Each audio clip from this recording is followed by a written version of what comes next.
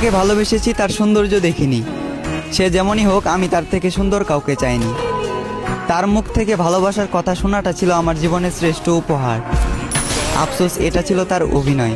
তবে আমার ভালোবাসাটা অভিনয় নয়, বরং তার এই অভিনয়ের কারণে তাকে পাওয়ার যুদ্ধে আজ আমাকে মানতে হলো হার।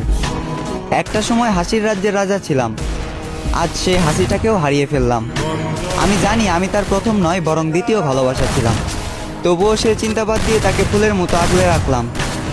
আফসোস, সে ফুলের কাঁটাতে আমার জীবন গেল, যে ফুলটা একটা সময় আমাকেও ভালোবাসার কথা বলেছিল। খারাপ তো তখনই লাগলো যখন দেখলাম চোখের সামনে অতি আপন মানুষটা হয়ে গেল পর। চোখ দিয়ে ঝরল বৃষ্টি, বুক দিয়ে বয়ে গেল কালবৈশাখী ঝড়।